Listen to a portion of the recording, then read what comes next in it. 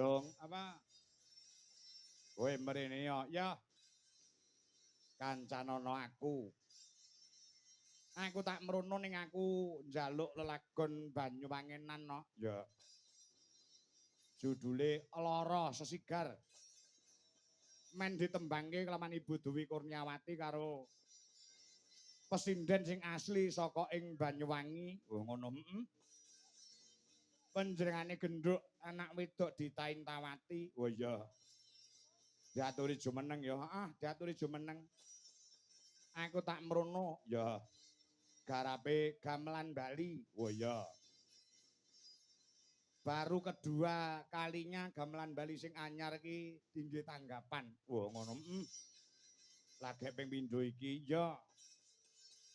Sing abang jik ning omah. Oh iya. Ya waranggana gage monggo diaturi jumeneng. Wah, ngono ya. Lagune Lara Sesigar. Yo, monggo Banyuwangenan, Bro.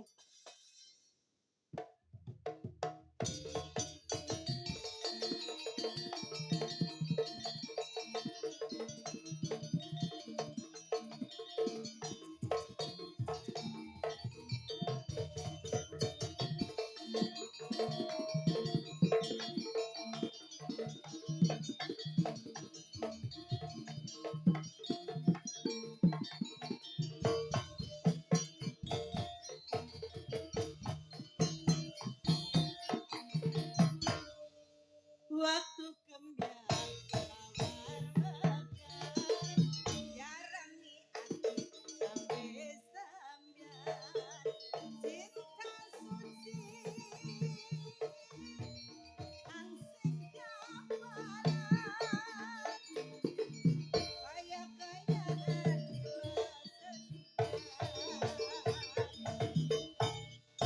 Sapa wengi sing kantru-kantru lara siji rasane sewu geliang reng kriji kiwa kaya-kaya ati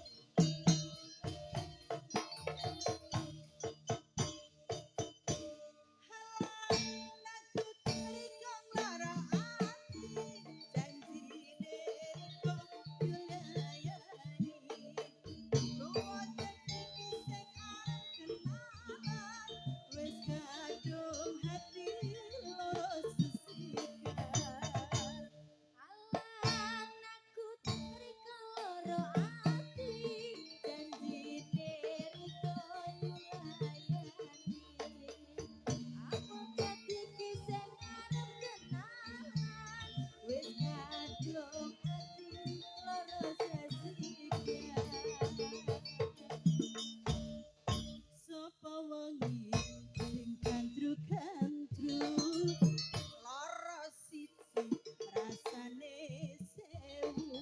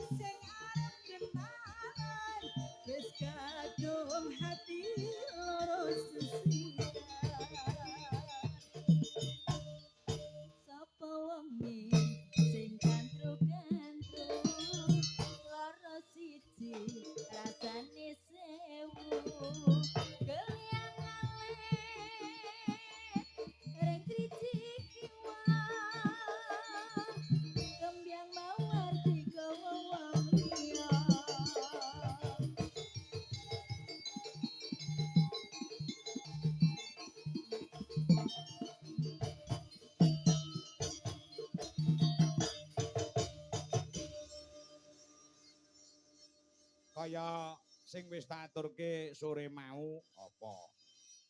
Awake dhewe sowan ana ing Kenthong. Iya.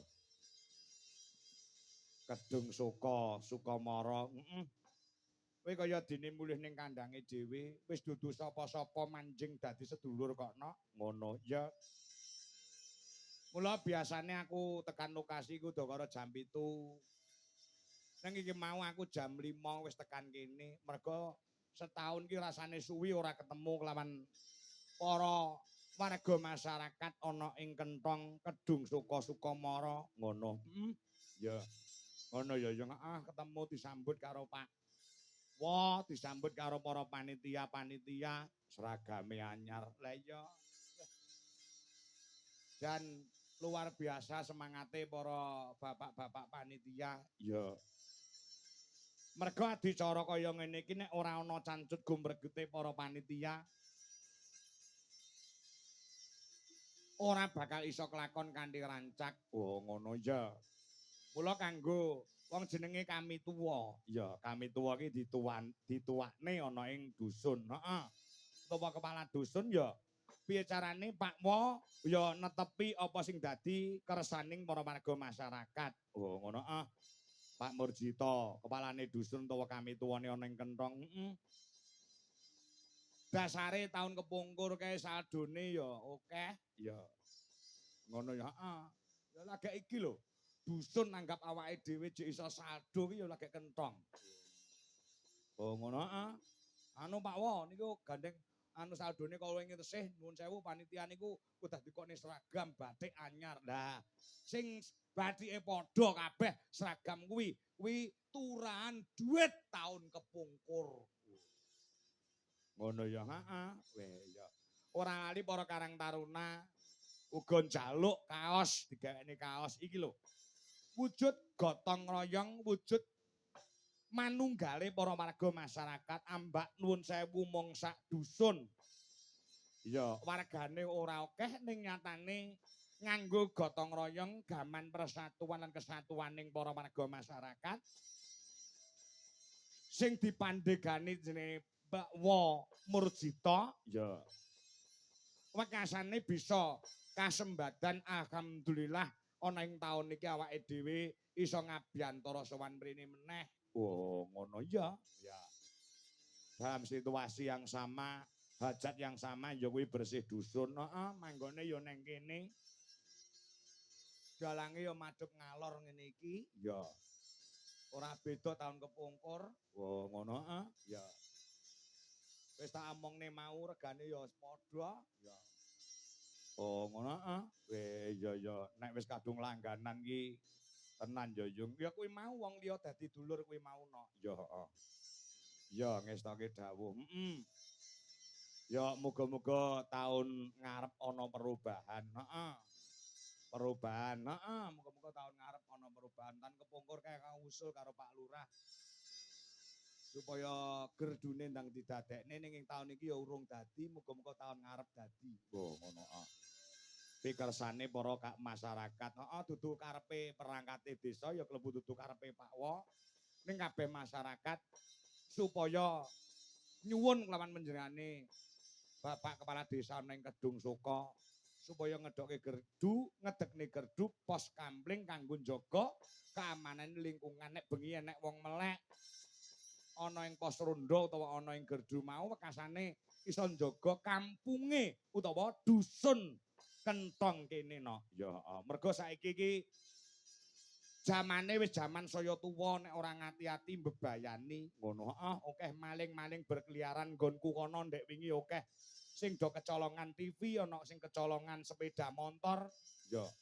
Mergo jaman saiki akeh pabrik sing tutup, akeh PHK. Ora kok awake dhewe nuduh sing di PHK kuwi kasane dadi maling ora. Ning kenyataane akeh kedadian-kedadian sing miris ana ing ati. Wah, ngono rampok saiki kejem-kejem no. Ya. Ora mung nek bereaksi ku ora mung wanci bengi awan barang ya teges yang bolong barang ya cok kelomongso ki gandeng kepepet wedi luwe pekasane wani nindakake sing kaya ngono ki mau. Ya mula anane gerdu sing disuwun kabeh para marga masyarakat ana ing Gunung Kenton muga-muga dingijabahi dening Gusti Allah lan dipinangkani dening panjenengane Bapak Kepala Desa taun ngarep muga-muga gerdune dadi. Amin. Ya Rabbal alamin pancen ngono ya yo. Heeh. Luar biasa. Mergo nggo njaga kampunge dhewe. Kentongan imbal tondo rondo kampung aja wegah yo ayo kanca padha lembon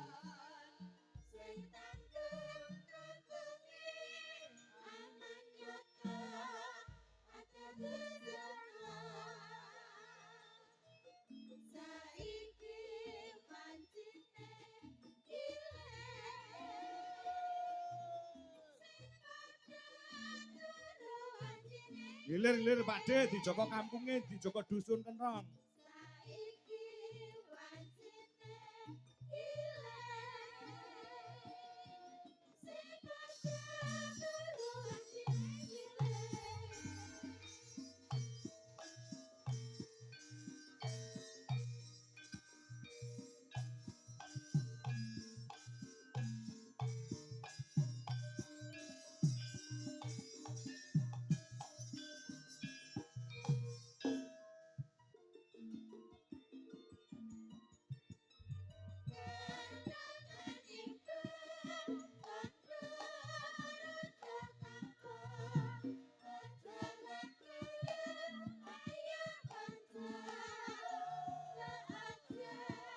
Padha lembon